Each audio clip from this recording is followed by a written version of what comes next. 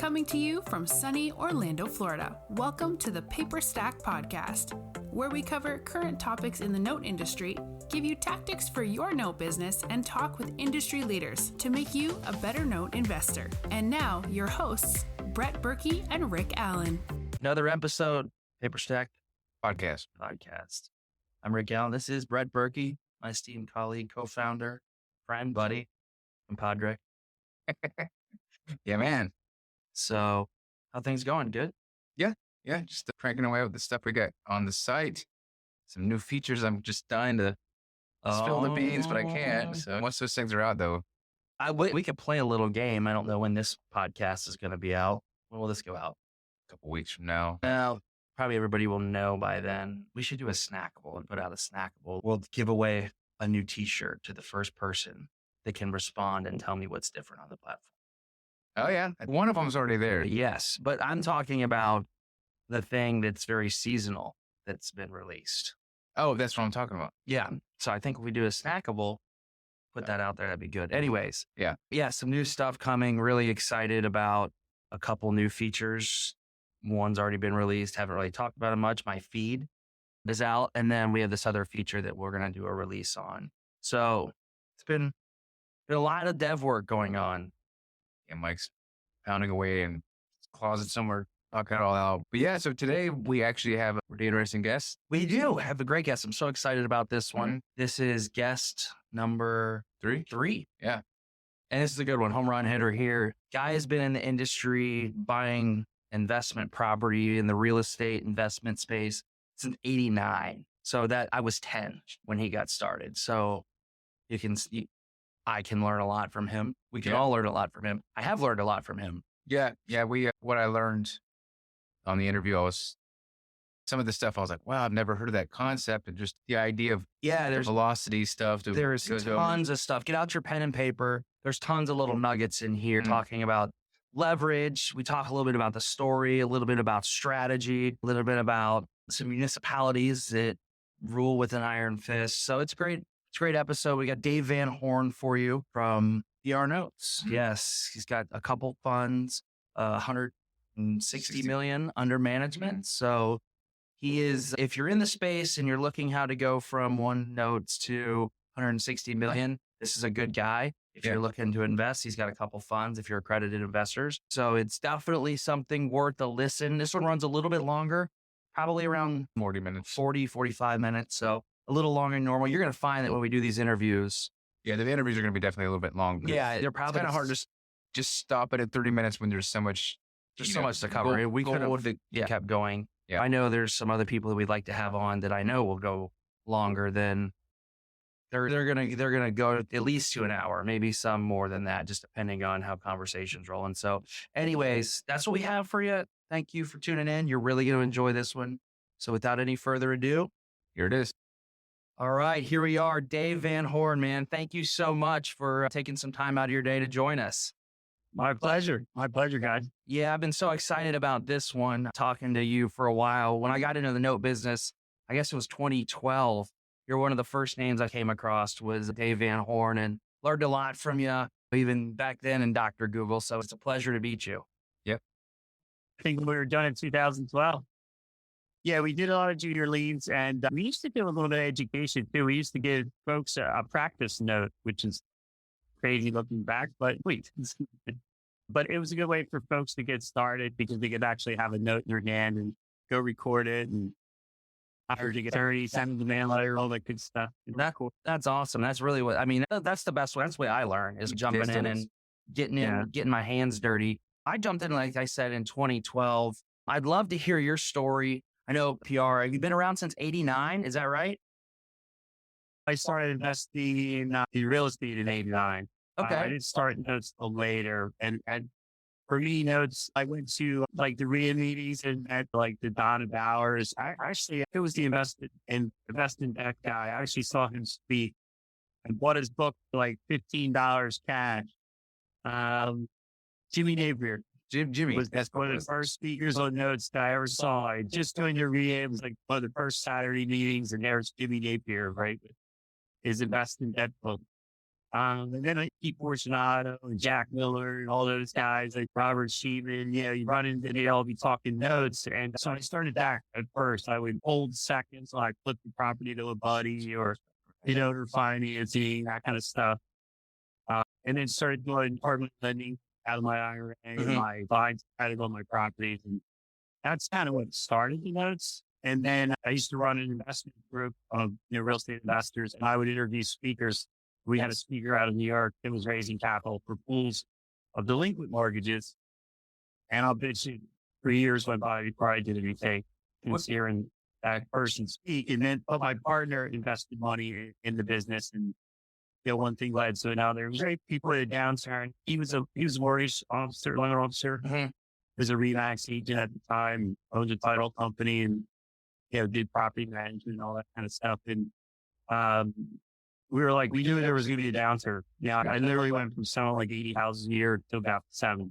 Oh man, it was. I remember. Yeah, I was circa, I guess, 2005. I was doing flipping real estate I joined like a wholesale firm, a nationwide wholesale company, was learning it, and we were moving tons of inventory. And I knew there was a problem when I would send somebody for a refi to my buddy, and who was a mortgage officer, loan officer, and he was faxing stuff back and forth to different fax machines in his office. So I would blur things enough, and I go, oh, this isn't good. This is bad. There's going to be a downturn for sure. There's so much bad paper. Yeah. So 2005-ish, it sounds like, is when you started looking at it. And what was it, like maybe 2008? Yeah, I know. I actually bought one of my last rental properties, but one of I stopped for a while. It was 2006. I purchased the property, fixed it up, refied it. And then after that, I paused because everything kind of tanked. I had a pretty good book. I had about 40 units. So I was able to live off my units, and then we started PPR. It was kind of here's what's funny.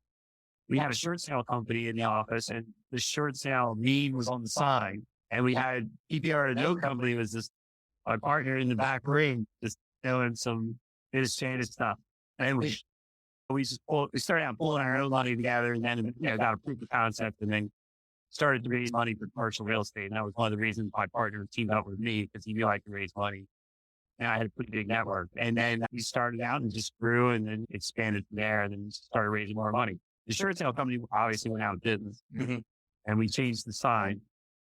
That's nice. And then it's, kind of taken off ever since. It's grown quite a bit. When did you make that jump into full-time notes? It's funny. My partner, John, was the first one to do full-time. And he started out as the asset manager, and I was raising capital. And my other partner, Bob, at first was raising capital.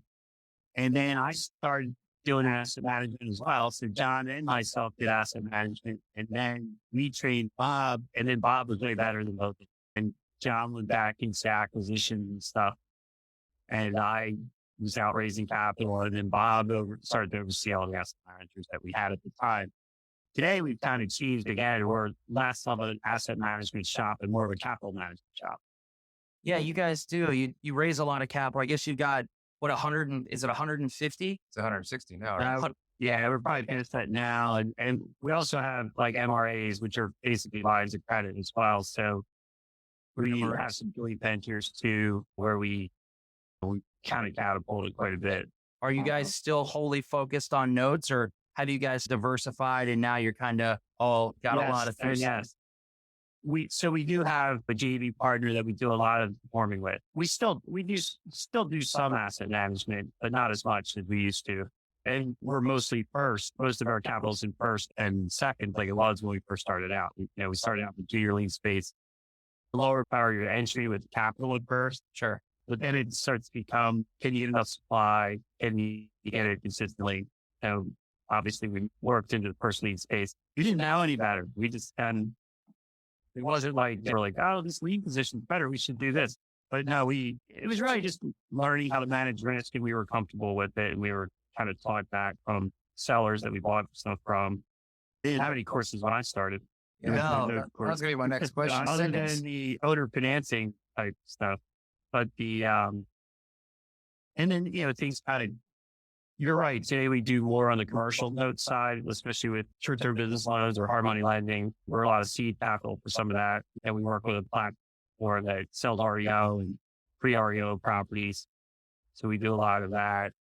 We just disposition a lot of REO ourselves. Are you new to the mortgage note industry? Have you been wanting to learn the step-by-step process to purchase your first mortgage note? Well, you're in luck. We've convinced our CEO, Rick Allen, to break down everything he knows about mortgage note investing. Through a series of 50 videos, you'll get everything from start to finish of where to purchase notes, how to purchase notes, and all of Rick's investing techniques he has developed over the many years. From performing note tactics to non-performing notes, Rick gives you everything he knows about investing. Bonuses include our glossary of industry terms, Rick's own proprietary calculators he created to evaluate notes, discounts from our partners, our Rolodex of vendors, a private Facebook group, along with a lot more.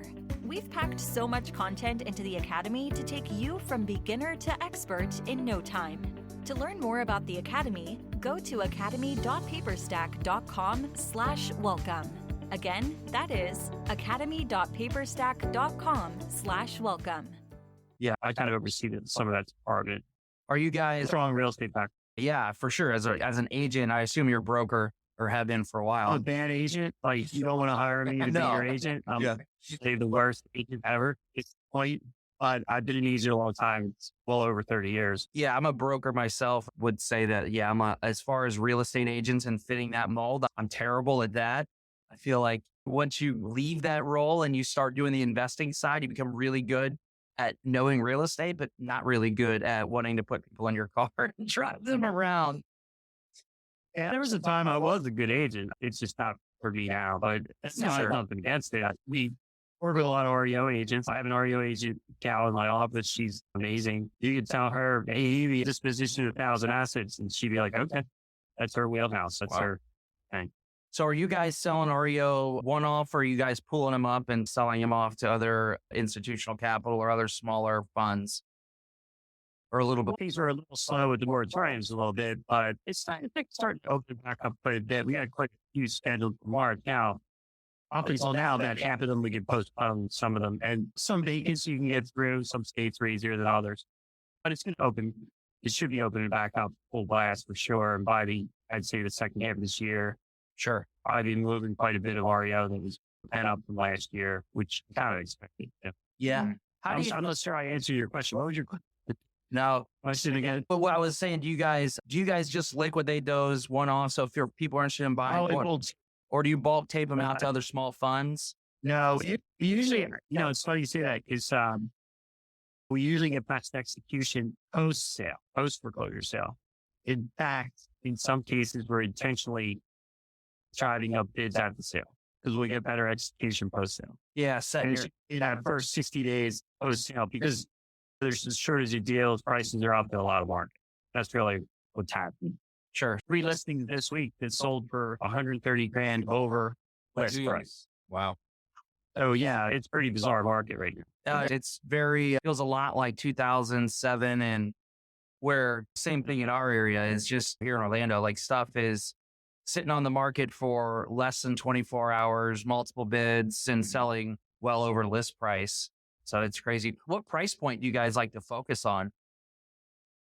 On the non-performing and note side is probably in that 100 to 350 range is probably where a lot of it is. I'm sure we have some stuff lower and some stuff higher, but I'd say the bulk of it is in that, I don't know, we'll say bread and butter. I don't know. What should you say these days? Be careful. But yeah, it's in that, like that because there's more buyers, and a lot of times we're near major MSAs. We not always buy a lot of rural stuff or something like that. Yeah, definitely. That seems to be a sweet spot that's consistent and sells pretty quickly. It's where it's the product at too. So I'll bet you, I think we have a stat, something like 91% is in 26 to 30 states, something like that, where the bulk of the portfolio is. And a lot of it's just population driven more than anything. It's you don't have a lot of Wyoming loans or Vermont or something. There's not a lot of, there's no people. Do you like buying in your home state? I could give monkeys. Like, I'm not going to go look at it in my own state, let alone any state. really rare. The one time we had one on an island, it was a house on an island. My one partner took a little kayak over towards it or something. But yeah, normally, yeah, we don't really care. We did that in the beginning a little bit. We want to go drive by and peek in the windows or something, but you kind of outgrow that pretty quickly. I think. I'm sure there's somebody doing it. Yeah, for sure. Tell us a little bit. I guess you're a world famous author. Tell us a little bit about your book. Yeah, I wrote a book, Real Estate Note Investing with Bigger Pocket. And it's a pretty good intro book into the note world. And I don't know that it's a how-to book. Some people say it wasn't really a how-to book, but there's a lot of components to the note business. How do you do it all in a little paperback? It's a little tough. Yeah. It would be like, what's a how-to book for real estate? But it would be a pretty thick book. For sure. I went through and I saw what you were saying when people were saying it wasn't a how-to, or I was like, yeah. And the people were saying it was an autobiography. I was like, that's what I liked about it. I like the fact of hearing your story because I got to understand your experiences of you're taking a HELOC or something that like you were talking about before, taking a HELOC and then flipping them and doing it. I guess it was with a family member. And so all the different methods, I was like, that's pretty neat. I don't know if I can still do that same strategy, but a lot of it was like, that's really cool to see where it came from and how it's even. Just use the leverage from a small scale as I grew and got bigger and bigger, over time. And it's still about leverage. Everything's about what can you, even my coaches that I hired at some point was, what are you going to leverage in the next 6 months of your personal and business life that's going to catapult you for 10x you? Like Tony Robbins or something. It's a great question. You just, every now and then you ask the same question back to yourself. What is it? What is it that's your bottleneck? What's holding you back? That kind of thing. And it's always something different as you evolve, right? Yeah. I know in the beginning of the business, especially, we always looked at the 3 pillars. It was always capital, sources of product, and scalability. And hopefully only one of them's the problem. But in the beginning, it was cash. You didn't have enough cash. And then you had a lot of cash and you didn't have enough product. Now you had a lot of product. Now you need more help. It's just like this. Yeah. Not a vicious cycle, but it's always a cycle or a balancing act. And that's so true. I know just from my experience in the note business, it's been just that. It's so much product. I don't have the capital. I get the capital product. I got more capital than the product I can get. And then it's the help. You're like, man, I can't wear 7 hats today. I need to bring some people in here. And it's a constant, building the business. So for somebody who wanting to jump in today, they're like, okay, I'm learning about notes. A, do you think it's a good time to get involved in notes? And B, what would you say are the first steps? Maybe the first 3 steps that you would tell them? I tell my kids and grandkids the same thing. It doesn't matter when you start. It doesn't matter what it is you're starting at. It's really the same thing, 3 things to me. It's always get educated in the space, network with people doing it, and try to find a mentor or coach or somebody you can shadow, or you don't necessarily go out and get burnt on your first deal.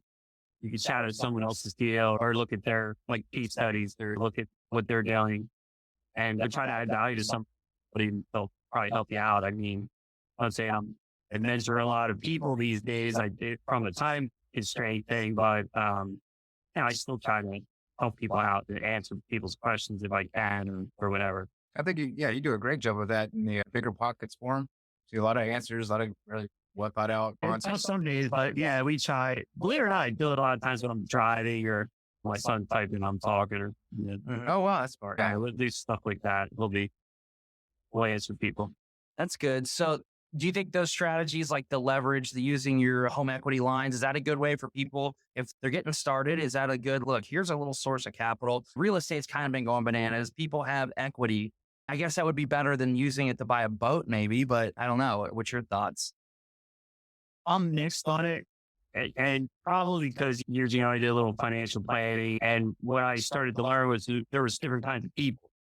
Mm-hmm. And if I told people who aren't good with money, for example, who were maybe not so very disciplined or whatever, and I told them to go get an equity loan, they would go to Vegas. And we own those loans. We own those delinquent mortgages where the guy says, I took out a $25,000 second mortgage for my roof. And you're like, really? That's an expensive roof. He goes, well, we went to Vegas too, So, you get this, or I bought another car and defaulted. That's great. You live in the car. And, So it's some people, you got to be careful what advice.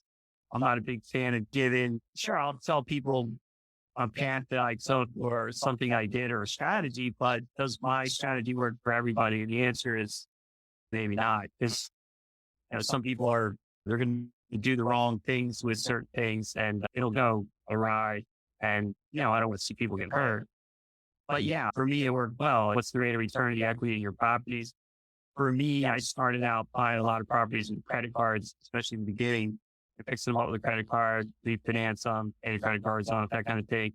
And then all of a sudden, I built up a lot of equity. The next thing you know, I had a couple million in equity and some of my rentals and lender. That would have been a big waste. If you get $2 million and you borrow 80% of that, you might be able to lend out 1.6 million. And at the time, you might get 14% returns and be paid 4% on the line of credit or something. Nice. Yeah, 10% on that. Like a salary, right? A passive salary like that over many years. In fact, in my area, you pay cash for a house for 160 grand at rental property now outside of at that time. So, every year you did leverage, you're just losing house free and clear, basically, if you think about it. Yeah, that makes sense, man. That's the EVA thing I was talking about, the economic value add. I just learned that strategy of the economic value add. And I look at like parents or family members who they didn't do anything wrong. They were good people. They worked real hard. They paid their house off, but they never really got anywhere. And then all of a sudden they're in retirement. And I don't say they lived too long, but in some ways they did. They outlived their earnings or their equity, your equity rich and cash poor or whatever. And it's because they weren't taught that. They weren't taught to leverage their equity. And what's the rate of return on the equity in your house? 0. Yeah. That's good. Do you teach your grandkids, your kids? Did you start hammering them on notes and stuff like that? Or was it more broad concepts? Anyway, but yes. I know my son, Chris, when he was in high school, I used to trade options. He would trade with me and take a piece of the action. I used to make him do my taxes with me and he would have to add up receipts. And he would be like, I would pay him, just like allowance money kind of thing. And just doing my tax returns, I had multiple entities and things like that. He would be like, oh, wow, why do we have all these receipts? And then at the end, I'd say, this is what it saves me in taxes. And that's why I do it. Because he'd be like, is this all really worth it? Because people just don't do that with their kids or they don't take them to meetings. I have some friends that took their kids at very early ages to all their settlements, all their meetings with attorneys and accountants. They would take the kids. That's good, man. That's awesome. He does a great job of that. It's Fuquan Bilal. You know Fuquan? Who? Fuquan Bilal? Oh, Fuquan. Yeah. He's a great father. Yeah, he's always. I don't think it ever hurts to do some of that. Now, your kids have to be receptive to it too. Some of them are, some of them aren't. I don't know that I forced it on my kids. I'm happy if they're happy kind of thing. Yeah. My 6-year-old came up to me and he's starting his own business. I was like, you have my ear. Do you need any help? Let me know. So it's just, I appreciate him just even trying to do something. And we're trying to do the same at our house. We do the Bank of Dad. It's a book. There you go. Yeah, it's a book I read. We do other things too. Like I know when my son was going to college, he started, you going to write a check for college? I'm like, nah, that's not how we roll. You're going to take a student loan. And he's, wow, why do I need a student loan? I said, you need skin in the game. I said, don't worry, I'll show you how to pay it back. He took a student loan. My wife took a student loan. And the reason being is, it's like free money for us. You get a student loan, you get a mortgage, right? Yeah. So I was like, all right. And you can invest in the student loan and make a guy a note that pays 50% return. As far as the student loan, it's 6 or 7. Well, I'll make that spread. And then even when it's time to pay it back, what I do with my son is we got a reperforming junior lien for 30 cents on the dollar, whatever it was at the time. He's basically able to pay for college at a third of the money. And the payment from the student, from the note, actually paid student loan payment. So you have to teach him a lot about arbitrage and the spread. And sure, I could just wrote a check to pay for college. But here's the funny part. His fiance now, actually both went to the same school. And he's told his future father-in-law that he basically got ripped off because he paid full freight for the same school education because he wrote the check. Whereas we paid about a third of what college costs. That's the way we did it. Yeah, I'm going to have to rewind that, go over that in a couple of years. You're going to get emails and phone calls from Brett. That one right there, that's brilliant. Like you take a student loan whether you need it or not because they basically give them out like lollipops. if you have a pulse, you get it. You don't even really have to qualify. And even if I didn't need why would I take my money out of my investments to go pay for college when I can use this cheap student loan money to pay for college? And then a lot of times, especially on the student, they don't even have to make payments. It's deferred, right? Yeah. And then when it comes time to pay it back, just get a performing note and the discount, use the payment from the note to make the payment to the student loan. And then a lot of times you can write off the student loan interest as well. So it really doesn't make sense to pay for college out of your pocket. No, you're getting a tax break there A too. lot of times it's not what we pay, it's how we pay stuff. And then we do the same thing with life insurance policy, all kinds of stuff. Like we'll overfund the policy, borrow the money out, invest it in something, and the money we make from that pays for the insurance. We get free insurance, very low cost insurance. That's actually what I'm doing right now. Yeah, the kind of like the infinite banking solution. Yeah, just like an infinite bank. Yeah, I'm doing that right now with that's one of the methods I'm using. But what you're talking about there sounds like a second or third book right there. I'd read that. All your different strategies of leverage right there sound really cool. It's just like a wealth building strategies. A lot of it's, we all buy certain things, but a lot of us don't look at how we pay for stuff or how we move our money. Just there's not much talk about velocity of money. We're always told to park money and earn a rate, that kind of thing. Or we're always worried about what we're making on our savings account, or we're always worried about what the interest rate is on what we're paying, but we're not looking at the velocity of our money or the movement of our money. I like that. Yeah. I was always I think like the bank kind of thing. Yeah, that's brilliant. That's cool. So speaking of the bank, you've got PPR. Do you have one fund or do you have several funds? And what kind of Too many entities to mention. Yeah. So what are some of your core funds? Entities to mention under oath. Because I can't remember them all. No, we right now we have an income fund and a liquidity fund, but right now it's primarily our Reliant income fund that we have. It has an 8% option, and then our liquidity fund has a 6% option that's shorter term. And then occasionally we open up a 10% option that's longer term, so like a 3-year term. And they're typically the fund options we have these days. We also have the ability investors can compound as well. Say that again. They can compound their investment as well. For example, if you put 10% in a 3-year option, you put 100,000 in 10%, it actually comes out to be 11.6 if you compound it. Okay, cool. Yeah, compounding always powering compound. Return a little bit. No, that's not for everybody. Some people want the cash flow. You see a mix. People enjoy both. Definitely good stuff. So I had something that I wanted to ask you about here, and a little digging. And it sounds like it's not the first time. It says you had an arrest warrant out for one of your rental properties that you had. And I guess you said that maybe that's not the only time. I've had arrest warrants out on notes on properties where we had the note. I had one in Western Pennsylvania. Now I'm in Pennsylvania because I was joking with my wife that it'd be wonderful if we got pulled away to Pittsburgh or something. Gosh. And had a warrant out for grass or trash or something like that. But some of these municipalities are pretty ridiculous now. The one I think I wrote that you're referring to is an article on Bigger Pockets where they had a warrant out for me in a county outside Philadelphia where they were actually cutting the grass at the tenant's property, but they weren't cutting it good enough. What? Some of the blades of grass were growing through the fencing, and they didn't like that. So they would fine us for high grass. It was really blades of grass growing inside a cyclone fence. Oh my gosh. Pretty extreme. Yeah. It just shows you how hard up some of these towns are for money and revenue. And they see the landlord as an easy target. And so they can put a warrant out. They would send you fines. And I don't know if they were sending it to all the address I had or something. They were probably in the public records or something. And then if they don't hear from you, then they put a warrant out for your arrest or something. And it's pretty ridiculous. But wow, that's harsh. That is harsh. That's real harsh. Jeez. It shows you that they're taking it to a whole nother level to get your attention kind of thing. Yeah, I would say so. So what do you think the outlook is for this year? Having just come last year, we had COVID. What did you see last year versus, and how do you think it's going to affect this year? I think last year was just mostly delays. Yeah. Just mostly delays in foreclosure or eviction. Some cheaper pricing. A little bit in some areas, but some of the pricing remained high because real estate values remained high. So there was a short blip there when COVID first hit, where there was disruption, and then it kind of went back to being normal again because real estate values were still high. But I think you're going to see an uptick in distress.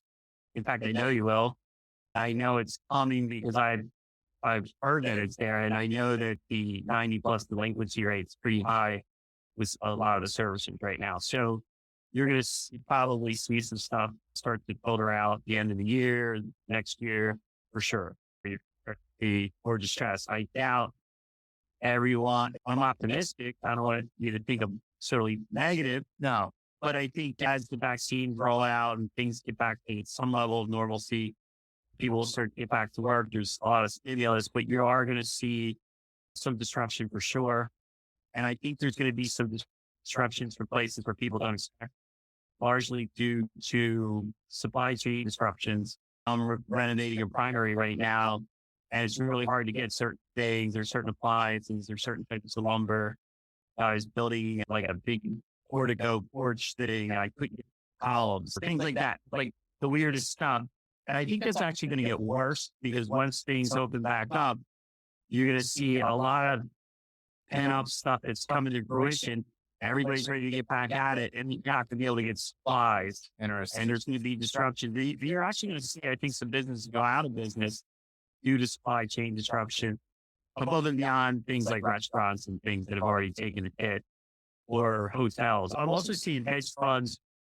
I'm seeing bonds out there right now that buy malls for 40 cents on the dollar. Yeah. I know of funds that are buying bankrupt hotels and they're converting them into affordable housing, or even student housing if they're near a university, like a Motel 6 type thing. Yeah. And they're converting them into some type of affordable housing. So you're seeing some of that. And I think you're going to see some probably disruption from their, not just the retail side, but the office space side.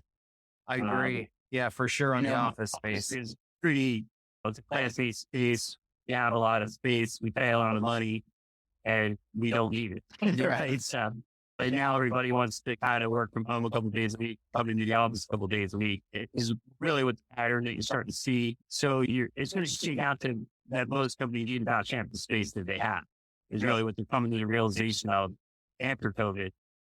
So I think there's going to be disruption there. Like my landlord's a large landlord that owns 210 buildings like mine in this area. Yeah. Wow. And that's really all they really do. So that's got to impact them. I don't know how you come out of that unscathed. I just can't. Yeah, I just don't see that. Yeah, I don't know what you guys see. No, much of the same. I just look at our situation. I mean, everybody's reducing their footprint, right? And we had a large office and better view than we got now, but it was a nice office, but we were just working from home and just basically said, hey, do we need this much space? I was like, I'm fine, guys. Now we turn one office into a studio. This is the only one we kept. Turn this into a. Yeah, we're in a closet basically now. It's like an eight. It's an eight. Now, like it might be. No, you're absolutely right. Like I'll give you an example. The landlord that I had, they were very popular landlord up until then. They were a good landlord. They did a lot of things for the tenants. And you knew something was strange because they would never in a million years like sublease. And when COVID first hit, we reached out to them. Oh yeah, you guys can sublease. And you're like, what? Wow. Yeah. They would never let you sublease. So what's that tell you? It's just telling you they know that they're in trouble. Yeah. I think it seems like also we've seen around here, like rent pricing in the commercial side is it's down quite a bit. Just because of New York City, like my youngest lives in Manhattan and over 300,000 people left the city already. Yeah. That's a big number. That's huge. They're moving here. Rents have fallen 600-700 for his same place. Wow. How are they going to move? He's right. In fact, the building he's in is almost empty. It's a pretty good sized building. So yeah, they're definitely feeling it. I don't care what they pretend. I see New York could be having a little bit of a tough time coming back from it because it's not like Washington, D.C. where it's all government or something. It's a different animal. There's a lot of office space that's not really needed. What does that do to all the property taxes, Jeff? That's the part I kind of freaks me out. We're just wondering, all these buildings are vacant. Who's paying for any of these taxes in the city? It sounds like a disaster just waiting to happen. It is. I think we're going to see a lot of crazy stuff, honestly. So I know everybody's been, it's like, I don't say the column before the storm, but it is a little bit of that. And I think you're definitely you're seeing some stuff today in the markets. And I think you're going to see interest rates start to inch up some. Yeah, I've seen that. Sure. They went up today. Yeah. Did they? Yeah, they went back It might start to level on think about it this way. If rates go up a little bit by the end of the year and if supply of distress hits the market by the end of the year, it will start to slow down some of the real estate market. I'm not saying it'll tank it or anything, but it might start to level off or not be as frothy and robust like it's been. Because even if I buy a fix and flip and the rates are higher, they can't buy as much house, or my cost is renovates higher because my interest rate's higher, or they can't offer as much for the flip now. It's going to, we'll kind of come down the stack what have you. I'm not a genius, I'm not an economist, and I'm not trying to pretend I am, but it's kind of my gut. No, I kind of agree with you. It's that butterfly effect. It's like, it's just going to affect the ripples. And I think this is a little bit of the calm before the storm. I agree with you. I don't think the real estate market's going to tank, but I don't think it'll be 2008 again. Other piece you don't really know is, there's so much stimulus, like, what are all the impacts of that? It's almost like COVID. What are all the impacts of it? And then we also don't know what this administration will do. We have an idea.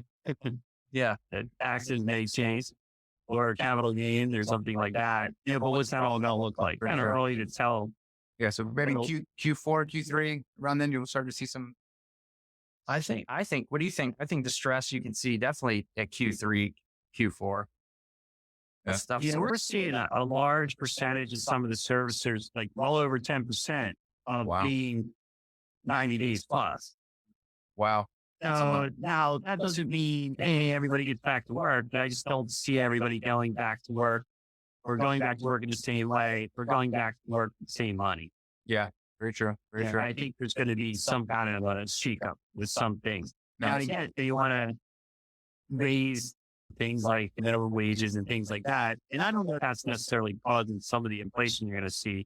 I think you're definitely going to see some of that inflation just from people trying to make up for lost time, lost revenue. Pretty much everything's going up. Now I go to this little produce stand every week and I buy the same stuff for the last how many years. And all of a sudden that's a third more now. I literally buy the same thing every week almost, so it's like, and I think we're all going to start to feel that in a lot of areas.